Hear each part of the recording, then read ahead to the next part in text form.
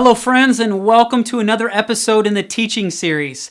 Today we are going to tackle a very well-known passage, just a few verses in length, and many of you probably know it well. It's from Matthew chapter 22, and this is how it goes, verse 34. Hearing that Jesus had silenced the Sadducees, the Pharisees got together. One of them, an expert in the Torah, tested Jesus with this question. Teacher, which is the greatest commandment in the Torah? Jesus replied, love the Lord your God with all your heart, with all your soul, with all your mind. This is the first and greatest commandment.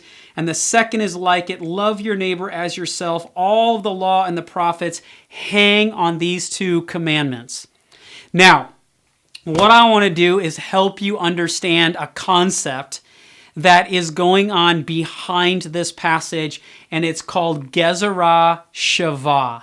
Now, this is something that I learned while I was studying in Israel when I had a Jewish rabbi, and he would be talking about the hermeneutics of the rabbis around Jesus' day, and I'd be like, no way, Jesus is doing that in this passage over there. And one of the principal hermeneutics for studying, interpreting the Bible, and then teaching the Bible for the rabbis was this idea around Gezerah Shavah, which is a Hebrew phrase that literally means to cut equally. And here's the definition, and then I'll kind of visualize it for you. It's when two unrelated passages from the Hebrew Scriptures, the Old Testament, are combined together based on a key Hebrew word or phrase, and the passages are then understood in connection to one another. So here's the idea.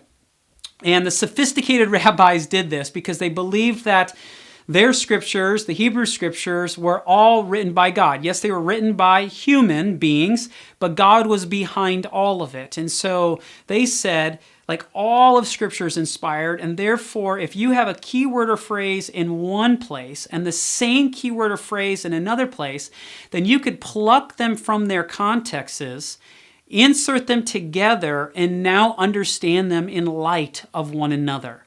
That's the idea behind Gezerah Shavah. And this is exactly what Jesus is doing in this passage. So Jesus is asked, which is the greatest commandment? And he says, you love the Lord your God with all your heart, with all your soul, with all your mind. You could essentially say, love God, is what Jesus said there. Now, this is a direct quote from Deuteronomy 6:5. Now, if you asked anybody in the first century Jewish world, what's the greatest commandment? They would all respond the exact same way. It's love the Lord your God with all your heart, with all your soul, with all your might. This comes from the Shema, which is a section from Deuteronomy 6, Deuteronomy 11, and Numbers chapter 15 that religious Jews would say multiple times every single day. And so Deuteronomy 6:4 begins, Hear, O Israel, the Lord is our God, the Lord alone. And then verse 5, love the Lord your God with all your heart, with all your soul, with all your might. Everybody would have said that was the first and greatest commandment. What the expert in the law is asking about is, how do you rank the commandments, Jesus? What comes next? And the reason why there was a ranking is because there were at times you couldn't adhere to two commandments at the same time. For example, if your neighbor's donkey falls in a hole on Sabbath, do you keep the Sabbath by not helping the donkey out because that was considered work? Or do you love your neighbor, which means you pull the donkey out, but now you break Sabbath because technically you've worked? So there was this whole ranking system that would go on among the rabbis. And this expert is basically saying, so what comes next? And what Jesus says is that you love your neighbor as yourself. Now, this is a direct quote from Leviticus 19:18. And so again, both of these have a context of their own. But what I want to contend with you is that this is a Gezerah Shavah that Jesus is utilizing. And the phrase that links these two together that is found in both Deuteronomy 6:5 and Leviticus 19:18 is this word ve'ahavta, which literally means, and you shall love. And you shall love the Lord your God. And you shall love your neighbor as yourself. And that what Jesus has done here is he's not just saying, well, love God is first, and then like down below that is loving neighbor. I believe that what Jesus is doing here is saying that loving God and loving neighbor are on the same plane. For Jesus, he says that loving God is the first and greatest commandment. And then the second one, it says here, is like it. The word in Greek here that's used means of the same substance, or you could say of the same weight. And so when Jesus says love God and you love your neighbor, he's putting these two on the exact same plane and he's linking them together. And if it's Gezerah Shavah, which I believe is what's going on here, because by the way, ve'ahavta only shows up a few times in the entire Old Testament. And Jesus has pulled two of them and linked them together. And he says, and the second one is like it. It's of the same substance. And then what Jesus does is that he clarifies what he's doing, because then he finishes and he says, all of the Torah and prophets hang on these two commandments. And so all of the weight of all of the commandments are connected to loving God and loving neighbor. And what I believe Jesus has done here is he's saying, listen, how you love God is how you love your neighbor. And when you love your neighbor well, you're loving God well. Because everybody wanted to understand in the first century, well, if the first and greatest commandment was you love the Lord your God, then what does that mean? What does that look like? And Jesus, in a very tangible way, says, you want to understand how you love God? You love your neighbor. And this is, by the way, the premise of Luke 10. When Jesus is tested by an expert in the Torah, and he says, what must I do to inherit eternal life? Jesus says, well, what do you think? How do you read the Torah? He says, you love God with all your heart, with all your soul, with all your might. You love your neighbor as yourself. Jesus goes, yep, you got it. And then the guy wants to justify himself, and he says, but who is my neighbor? Which is a really great question to ask. If the central thing is you love God, and Jesus goes, well, you love God by loving your neighbor, well, then you want to know, well, who constitutes as my neighbor? And that's what makes the parable of the Good Samaritan so brilliant, is that Jesus essentially says everyone it constitutes as your neighbor. And so Jesus says you love God and you love your neighbor, and how you love God is how you love others well. Which that alone is just really cool in the Gezerah Shavah context. But how do we walk this out? It's just a very simple question, and it's a very, very hard thing to do. How do we love others well? Because friends, it's easy to love people that we get along with, that we agree with, who may look like us, who may live near us, that we have some kind of connection to. But it's really hard loving people that aren't like us, or that annoy us, or people that we just don't get, who don't vote like us, whatever. It's so easy to pick out all the things, how other people are not like us, that we don't first of all center in on our common humanity. We often first see the differences between ourselves and others, and Jesus goes, that's not my way. That's not how you love people well. That's not how you love God by loving others well, is that you've got to love all people well, which is a really hard thing to do. And this is why I am really grateful for a guy by the name of Bob Goff. Some of you know Bob Goff. You've heard of him before. Maybe you've read his New York Times best-selling book, Love Does. Or maybe, like me, you were one of the first to get the brand new copy of his newest book that just came out called Everybody Always. But this guy pushes me to love people better.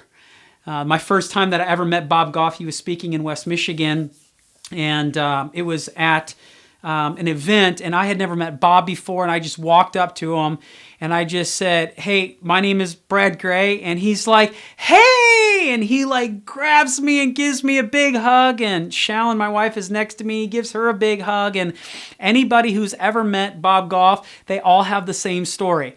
Like, Bob is 6'4", he's got these big old long arms, and he just gives you the biggest bear hug as if you were a long-lost friend. And then Bob went on to speak, and he tells all these amazing stories. And this is essentially the heart of Love Does and Everybody Always, is that Bob has the craziest stories that have happened to him. And he just talks about just the intentionality with which we have to love other people well.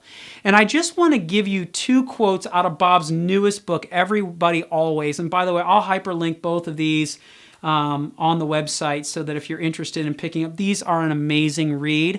And Bob is like this person that just pushes me to be much more creative in how I love people, to think much deeper about how I love people, to not love people with boundaries, but to just think through what does it look like to be Jesus to the world in which we live in. And so Bob says this on page 5 of his newest book. He says, what I've come to realize is if I really want to meet Jesus, then I have to get a lot closer to the people he created. All of them, not just some of them.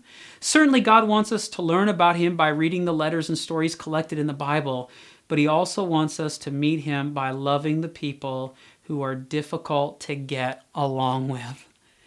Oh, I can tell you it's very easy for me to go, I'm going to love God really well by studying the Bible really well and teaching it really well.